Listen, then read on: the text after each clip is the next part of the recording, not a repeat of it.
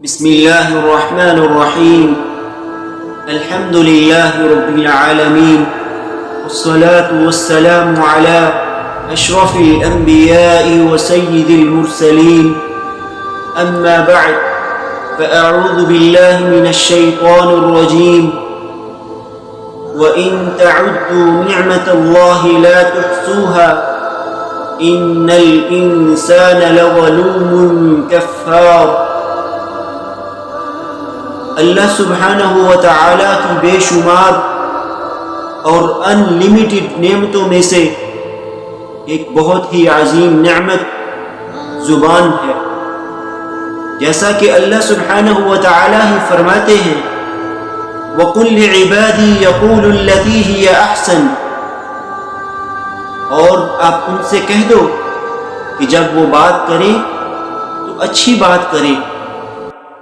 زبان کی حفاظت کے بے شمار فوائد و ثمرات ہیں.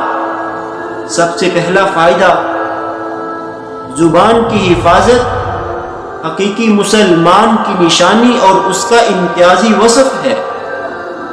جیسا کہ سیدنا عبداللہ بن عمر بن عاص رضی اللہ تعالی عنہ بیان کرتے ہیں، رسول اللہ صلی اللہ علیہ وسلم نے فرمایا المسلم من سلم المسلمون من لسانه ويده والمهاجر من هجر ما نهى الله عنه.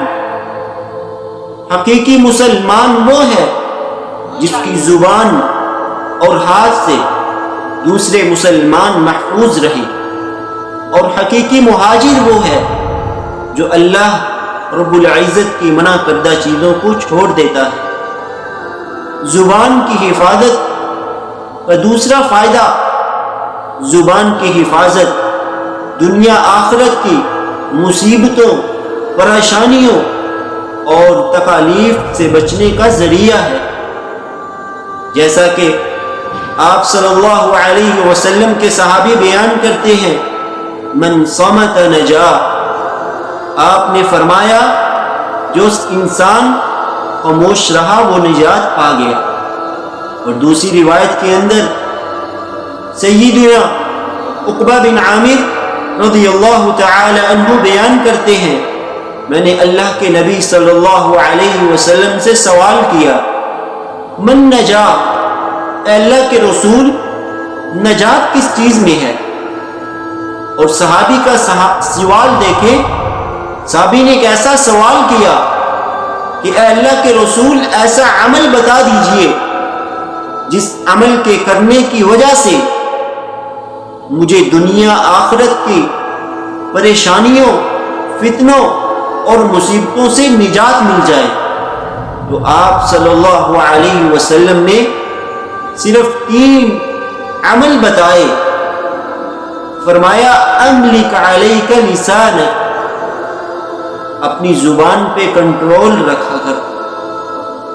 ولیسعک بیتک، اپنے گھر میں رہا کر. وابکی علی خطیئتک، اور اپنے گناہوں پر رویا کر. تو پتہ چلا جو انسان دنیا آخرت کی مصیبتوں، پریشانیوں اور فتنوں سے بچنا چاہتا ہے اس کو چاہیے کہ وہ ان 3 اعمال کو ضرور کرے. پہلے نمبر پر اپنی زبان کی حفاظت کرنا، دوسرے نمبر پر فارغ وقت اپنے گھر میں گزارنا، اور تیسرے نمبر پر اپنے گناہوں کے اوپر رونا. اللہ سبحانہ و تعالی سے دعا ہے کہ خالق و مالک ہمیں زبان کی حفاظت کرتے ہوئے اس کی برکات کو حاصل کرنے والا بنائے.